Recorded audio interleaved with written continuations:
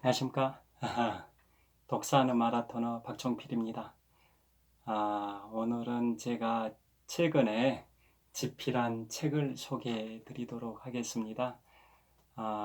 그에 앞서서 저를 간단히 소개해 올리겠습니다. 저는 이제 5일 전인가 유튜브를 시작을 했습니다. 그래서 그동안 며칠 동안 그 마라톤 훈련 코스에 대해서 여러분들께 소개해 드리기 위해서 유튜브에다가 서울 지역의 곳곳에 마라톤 훈련 코스를 10여 차례 게시를 해서 훈련 코스 소개 유튜브를 보신 분도 계실 텐데요.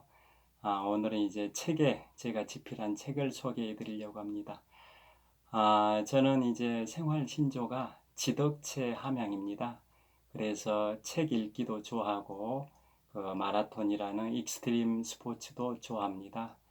그래서 저는 현재 나이가 52세입니다. 작년에 시중은행에서 부장으로 퇴직하고 지금은 인생 2막을 살고 있는데요. 올해 초에 세 권의 책을 집필을 했습니다. 책 집필의 밑바탕이 된 것은 그동안에 이제 독서량이 많이 도움이 됐던 것 같습니다. 유튜브 저의 채널 이름이 독서하는 마라토너라고 되어 있지 않습니까? 그래서 저는 이제 독서도 좋아하고 이제 마라톤도 좋아하는 그런 취미 활동을 갖고 있다 보니까 유튜브 채널도 독서하는 마라톤으로 정하게 됐습니다. 그래서 저를 간단히 이제 소개해 드리면, 마라톤은 시작한 지 18년 1개월 정도 됐습니다. 2002년 3월에 마라톤을 시작해서 2020년 현재 4월 21일 새벽인데요. 지난 18년 1개월 한 20일 동안 마라톤 훈련을 해왔습니다. 그래서 마라톤은 18년 1개월 동안 42.19km 풀코스를 72회 완주를 했습니다. 그래서 연평균으로 환산하면 매년 4차례씩 풀코스를 완주한 셈이고요. 또 일평균 훈련 거리로 환산을 하게 되면 매일 평균 3.77km씩 18년 1개월 동안 달려온 셈입니다. 그래서 그동안의 누적 훈련 거리는 한 24,970km 정도 됩니다. 반올림을 하면 대략 25,000km 정도가 되는데요. 지구 한 바퀴가 41,120km입니다. 그래서 25,000km 정도 되면 지구 둘레 길이의 한 63% 정도의 거리를 18년 1개월 동안 꾸준히 쉼 없이 이제 달려왔습니다. 그래서 앞으로 한 12년 정도 더 달리면, 즉 지금까지 18년 동안 달려왔던 템포로 앞으로 12년 동안도 열심히 달리게 되면 지구 한 바퀴를 완주하는 그날이 올 것 같습니다. 지금 52세이기 때문에 12년이면 이제 64세 그 무렵이 되면은 지구 한 바퀴 41,120km를 달리는 그날이 올 것 같고요. 저는 이제 마라톤을 시작하고 나서 마라톤 3년 차였던 2004년도 5월 1일 그때 생애 2004년 3월 14일에 제 75회 동아 마라톤 대회가 있었었는데요. 그때 개인 최고 기록인 3시간 19분 48초의 기록을 달성을 했습니다. 그리고 마라톤 시작한 지 18년 정도 된 현재 시점에도 최근에도 풀코스 완주 기록이 3시간 40분에서 50분대를 유지하고 있습니다. 그 정도 기록이면은 이제 풀코스 완주자들 중에서 상위 한 25에서 35% 정도 수준이라고 제가 알고 있습니다. 그래서 마라톤은 앞으로도 이제 꾸준히 계속 할 계획이고요. 그 다음에 책은 제가 독서대장정을 시작한 것은 9년 정도 됐습니다. 2011년 1월에 독서대장정을 시작해서 올해 초까지 만 9년 동안 인문학 서적 840권을 읽었습니다. 연평균으로 환산하면 매년 93권씩 9년 동안 책을 읽은 셈입니다. 그래서 9년 동안 총 840권의 책을 읽었는데요. 그런 독서량을 밑바탕으로 해서 그걸 저력으로 해서 올해 초에 책을 집필을 하게 됐습니다. 작년에 이제 시중은행에서 부장으로 퇴직하고 인생 후반전을 살고 있다고 말씀을 드렸는데요. 그동안 책 읽기만 해왔었는데 이제 뭔가 집필을 해봐야겠다, 글쓰기를 해봐야겠다 이런 생각을 갖고 몰입을 했습니다. 그래서 올해 이제 3권의 책을 출간을 하게 됐는데요. 간단히 이제 책에 대해서 소개해드리고 그 다음에 오늘의 주제인 테쿰세의 저주, 아메리칸 인디언 테쿰세의 저주에 대해서 본론을 말씀드리도록 하겠습니다.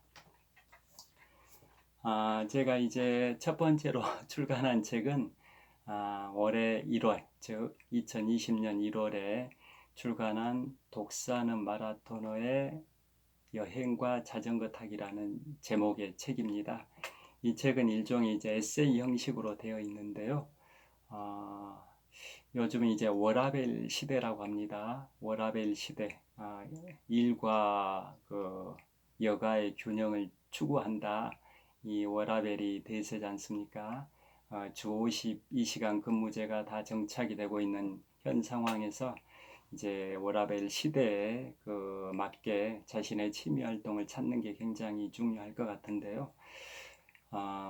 그래서 이제 다양한 취미 활동이 이제 여기에 소개되어 있다라고 이제 보시면 되겠습니다. 그래서 제목에 나와 있듯이 이제 제가 그동안 9년 동안 840권의 책을 읽었던 내용들의 독후감 내용이 그동안 이제 독후감을 페이스북과 블로그에다 계속 업로드를 해 왔는데요. 840권의 이제 독후감 내용 중에서도 가장 기억에 남는 중요한 책들을 좀 발췌를 했습니다. 한 100권 정도를 골라가지고 각각의 이제 100권 정도 내용 중에 중요한 부분을 발췌해가지고 이 책에다가 담았습니다. 그 다음에 이제 마라톤은 이제 18년 동안 이제 꾸준히 훈련을 해왔었는데요. 훈련했던 그런 저의 열정과 불굴의 도전 정신이 여기에 다 담겨 있습니다. 그 다음에 여행은 제가 이제 국내 여행도 좋아합니다만은 해외 여행도 이제 많이 다녀봤습니다. 그래서 미국의 로스앤젤레스나 샌프란시스코, 그 다음에 일본의 오사카나 교토, 대만의 타이베이나 화롄, 그 다음에 유럽은 이제 스위스, 이태리, 프랑스 이런 다양한 해외 국가들을 다녀온 그런 여행 경험이 있습니다. 그래서 이제 그런 내용들을 여기 여행기 형식으로 여기에다 다 담았습니다. 이제 사람이 살아감에 있어서 직접 체험과 간접 체험이 이제 중요하다고 하지 않습니까? 여행이라는 것은 이제 직접 체험을 하는 거고, 독서는 간접 체험이라고 하지 않습니까? 그래서 직접 체험하는 여행이 가장 좋겠습니다만은 시간상, 경제적 뭐 이런 여건 때문에 직접 체험인 여행이 쉽지 않다 보니까 간접 체험인 이제 독서도 굉장히 중시되고 있다고 이제 생각을 하고 있습니다. 그래서 그런 독서 내용, 독후감 내용들도 여기에 한 100권 정도가 담겨 있다고 말씀드렸고, 해외 여행기들, 유럽 여행기, 일본 여행기, 미국의 2개 도시 여행기, 대만의 또 2개 도시 여행기, 이런 내용들이 여기에 다 여행기 형식으로 다 집약이 되어 있습니다. 그 다음에 이제 또 마지막에 이제 자전거 타기인데요. 자전거 타기는 이제 한강에 나가면은 뭐 자전거 타는 분들이 꽤 많이 계시는데요.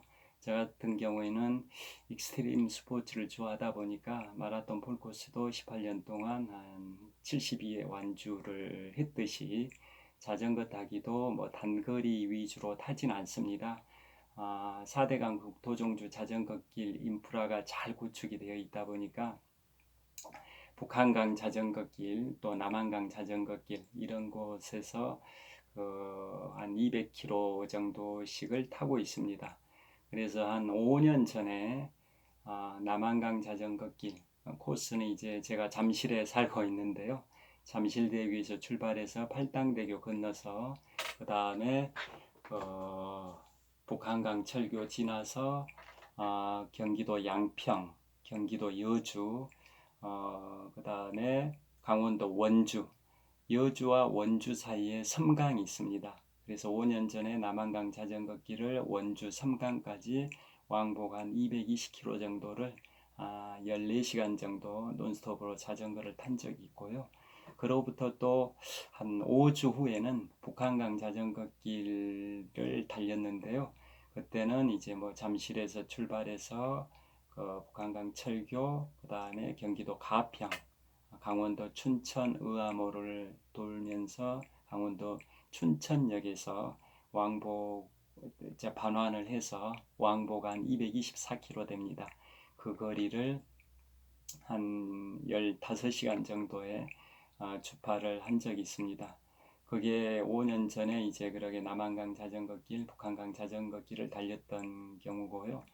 그 다음에 지금부터 2년 전에도 동일한 코스, 남한강 자전거길, 북한강 자전거길 동일한 코스를 15, 6시간씩 이렇게 논스톱으로 질주를 했습니다. 그래서 그런 내용들이 여기 자전거 타기에 다 담겨 있는데요. 그 두 개 코스뿐만 아니라 그 영산강 자전거길, 그 다음에 그 동양의 나폴리라고 칭해지는 경남 통영 한려해상 국립공원 통영 일주, 그 다음에 광주광역시 그쪽에 가서도 이제 뭐 자전거를 타기도 했고요. 목포에서 나주까지 다양한 코스들을 자전거를 탔었고, 최근에 한 2년 전에는 임진각 자전거길, 잠실에서 임진각까지 180km 거리입니다. 왕복 180km 그런 코스도 탔었고, 경인 아라뱃길에서 경인항까지, 잠실에서 경인항까지 왕복 100km 정도, 그 정도, 그러게 좀 저한테는 단거리 축에 속하는데요. 그런 식으로 자전거를 많이 좋아합니다. 그래서 여기에 결국은 독서하는 마라토너의 여행과 자전거 타기라는 제목에 맞게 그 뭐 840권의 책을 읽었던 내용들, 그 다음에 18년 동안 풀코스를 70회 완주했던 온몸으로 열심히 달렸던 그런 내용도 여기에 담겨 있고요. 그 다음에 해외여행기, 그 다음에 자전거 타기의 그런 열정들도 다 여기에 속해 있습니다. 이걸 올해 1월 달에 출간을 했습니다. 그래서 앞으로 자주 제가 마라톤이나 뭐 독서, 그 다음에 여행, 자전거 타기에 대해서 이 책에 나와 있는 내용뿐만 아니라 여기에 다 담지 못한 내용들도 많은데요. 그런 내용들도 앞으로 유튜브를 통해서 계속 소개를 해드리도록 하겠습니다. 그 다음에 올해 이제 3월에 출간한 책이 위대한 도전의 시작 몽블랑, 그리고 이제 부제목은 근대 등산의 발원 몽블랑부터 인류 최초의 산악 그랜드 슬램까지라는 부제목을 갖고 있는데요. 이 책 제목에 나와 있듯이 이건 이제 등산에 관한 게 제1편에 담겨 있습니다. 이 책은 총 4개 편으로 되어 있습니다. 4개 편으로. 지금 표지 여기에 나와 있는 이 사진이 제가 2010년 10월, 그러니까 지금부터 10년 전입니다. 2010년 10월에 유럽 3개국을 여행을 할 때 알프스 산맥의 최고봉인 몽블랑, 해발 4,807m인데요.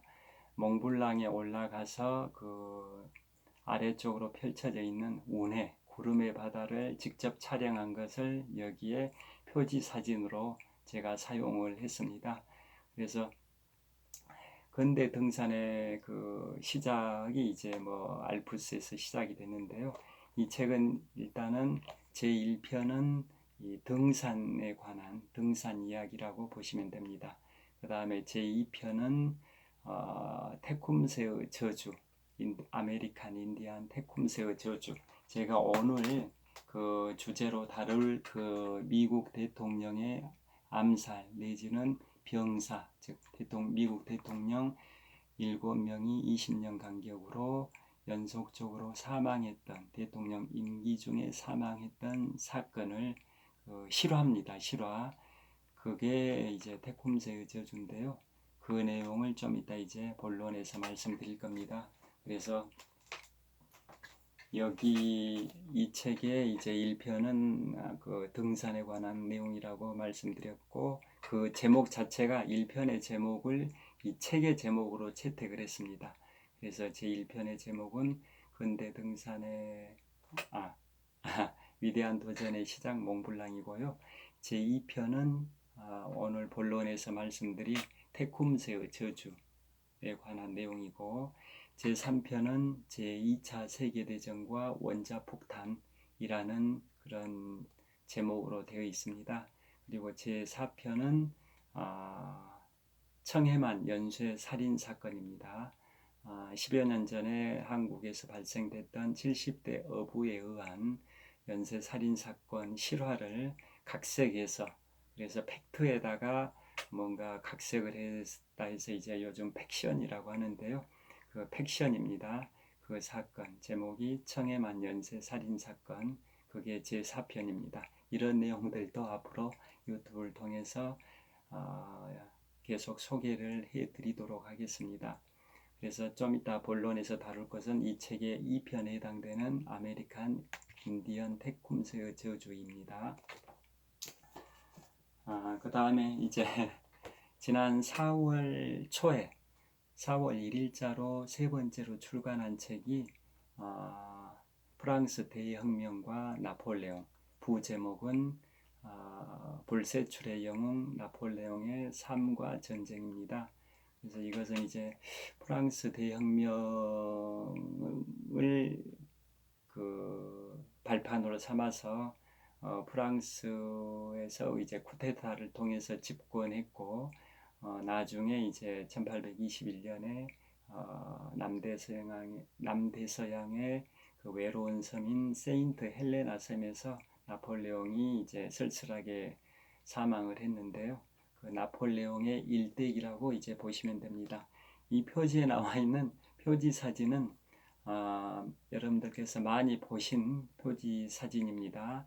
이 사진은 이제 학창 시절에 무슨 완전 정복인가 그 참고서의 표지 사진으로도 자주 사용되는 그런 사진인데요. 이 장면이 어떤 장면이냐면, 나폴레옹은 이제 1769년에 태어났습니다. 그래서 나폴레옹이 만 20세가 되던 1789년에 프랑스 대혁명이 일어났습니다. 그리고 그걸 기반으로 삼아서 그걸 계기로 해서 나폴레옹이 이제 승승장구를 하게 되는데요. 그 혼란기를 틈타서 이제 나폴레옹이 이제 1799년에 쿠데타를 일으키게 됩니다.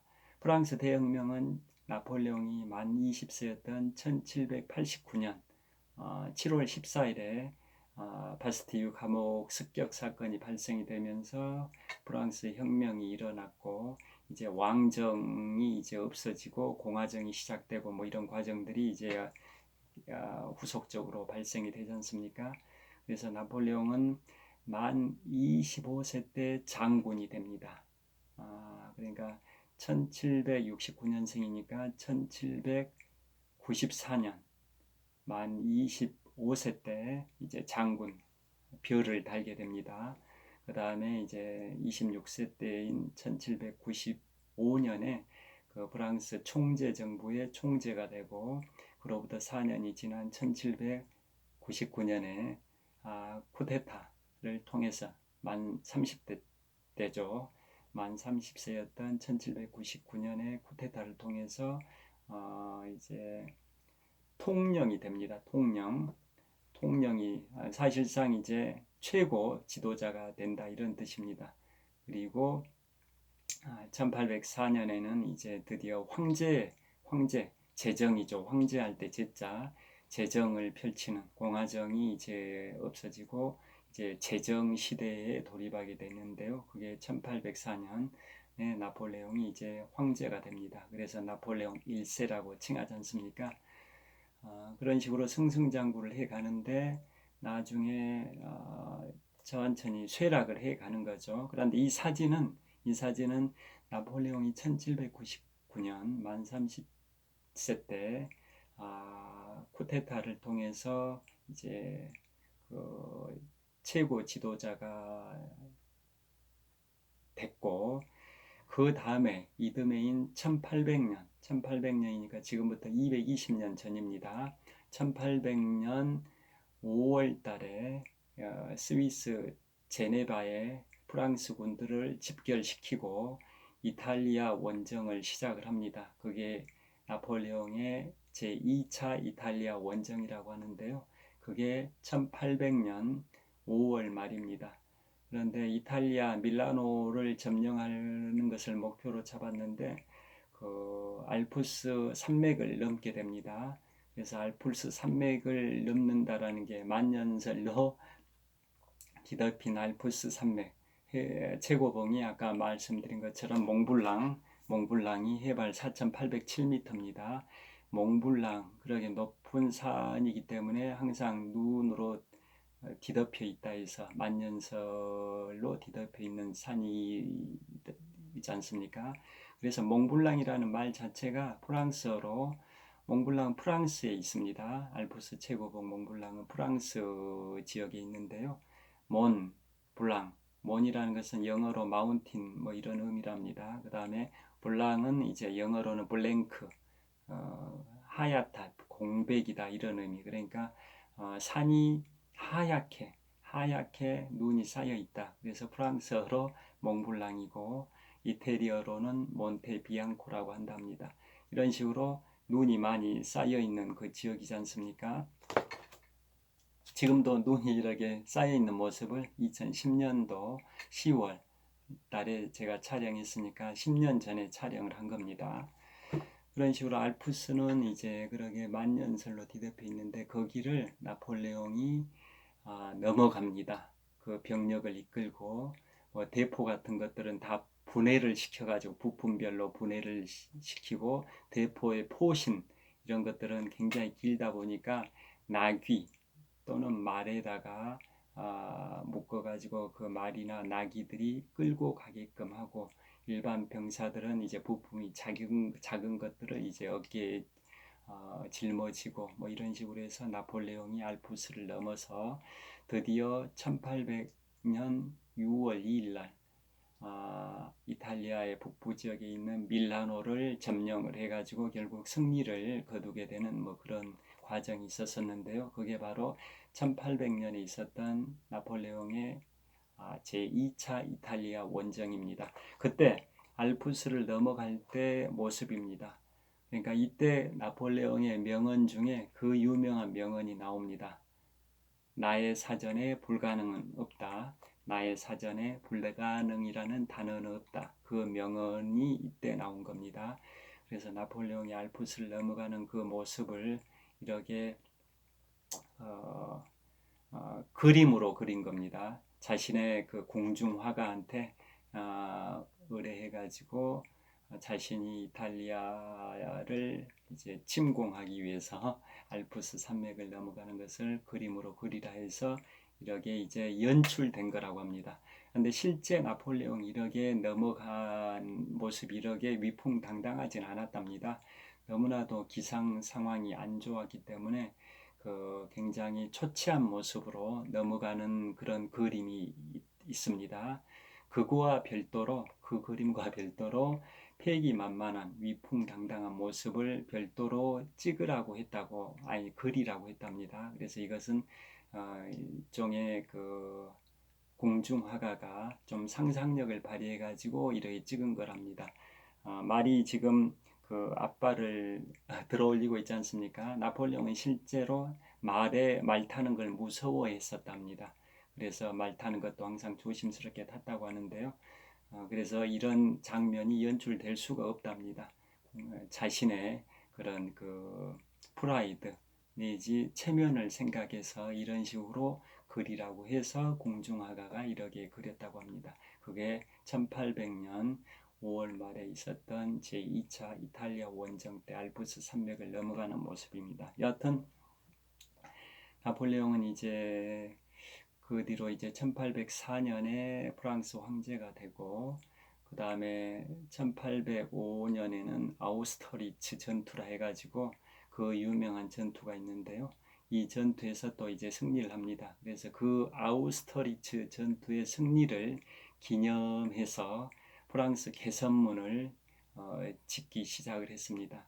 그런데 그 프랑스 개선문이 완공된 것은 1835년경이기 때문에 30년 정도 걸렸습니다. 중간에 이제 뭐 중단되기도 했고, 그래서 1805년에 있었던 아우스터리츠 전투의 승리를 기념해서 그러게 개선문을 짓기 시작했는데, 그 뒤로 일부 공사 중단 기간도 있었는데, 여하튼 1835년경에 개선문이 완공이 됐고, 그걸 모방해서 만든 게 북한의 평양에 있는 개선문도 그걸 모방한 거라고 합니다. 그런데 근본적으로 나폴레옹의 개선문도 고대 로마의 개선 장군들이 이제 그 원정 가가지고 승리하고 로마로 개선하는 그런 장군들이 통과하는 문이 개선문이 있었다고 하지 않습니까? 고대 로마의 개선문을 모방한 게 프랑스의 그 개선문이고 그걸 또 모방한 게 이제 북한의 평양에 있는 그런 개선문을 비롯해서 세계 곳에 개선문들이 이제 있다고 합니다. 여하튼 이제 1805년이 아우스터리츠 전투였는데요. 그 뒤로 이제 뭐 여러 전투에서 계속 승승장구를 하게 됩니다. 나폴레옹이. 그래서 나폴레옹은 이제 계속 그 유럽을 평정해 나가는데요. 나중에는 이제 그 쇠락을 하게 되죠.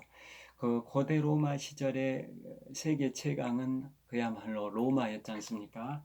로마가 이제 세계 최강이었었는데 로마는 섬나라였던 영국까지 점령을 합니다. 그러니까 유럽 대륙을 평정했을 뿐만 아니라 영국까지 점령을 하게 되지 않습니까? 지금부터 한 2000년쯤 전에 로마는 그랬었습니다. 그러나 나폴레옹은 영국을 점령하려고 그러게도 이제 무진장 애를 썼음에도 불구하고 나폴레옹의 대륙 봉쇄령에 반발한 영국이 해상 봉쇄령을 하면서 그 맞대응을 하고 뭐 이런 과정이 있었었는데요. 그래서 결국은 나폴레옹은 지금부터 200년 전에 이제 활동했던 인물인데 유럽 대륙은 점령을 했지만 평정을 했지만 영국을 점령하지는 못했었습니다. 고대 로마 시절에는 이제 영국이 점령됐지만 나폴레옹 시절에는 이제 점령이 안 됐던 거죠, 영국이. 그리고 독일의 히틀러는 한 80년 전에 2차 세계대전을 일으켰던 이제 원흉인데요.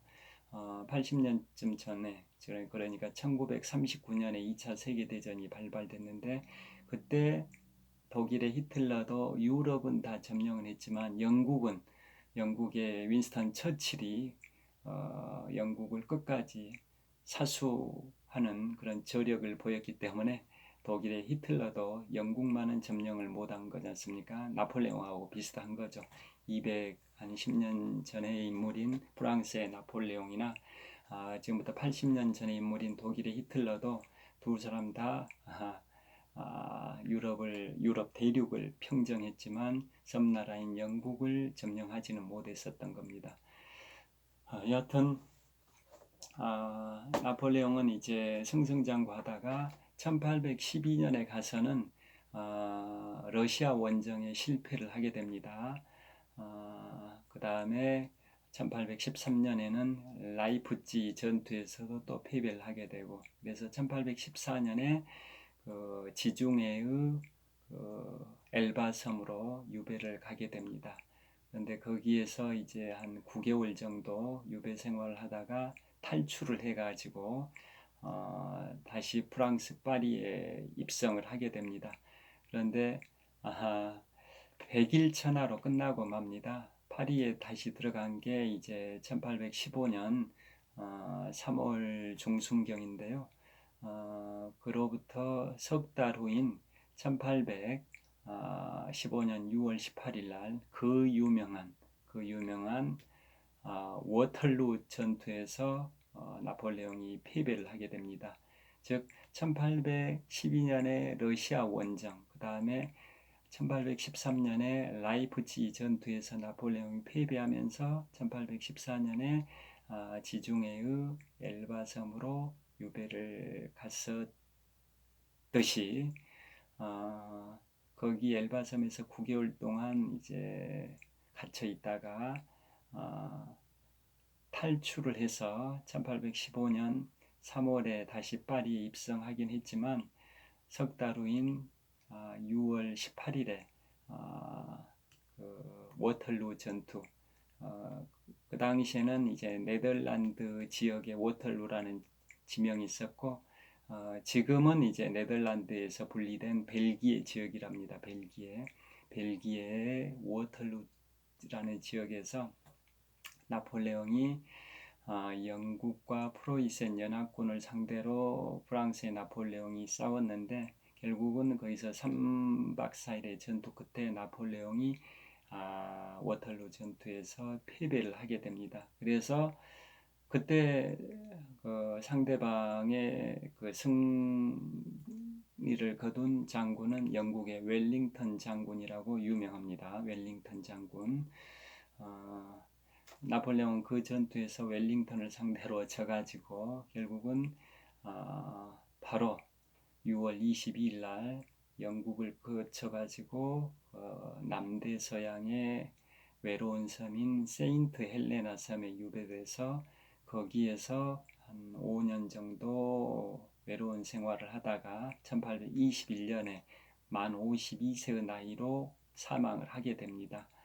여하튼 그런 나폴레옹의 일대기를 다룬 내용이 제가 지난 4월 1일 날 출간한 세 번째 책이 됩니다.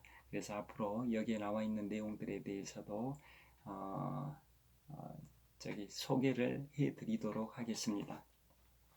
그러면 이제 오늘 본론으로 들어가서 서론을 좀 길게 말씀드렸는데요. 본론으로 들어가서 오늘의 주제는 제목이 아메리칸 인디언 테쿰세의 저주입니다. 아메리칸 인디언 테쿰세의 저주. 이게 뭐냐면 1800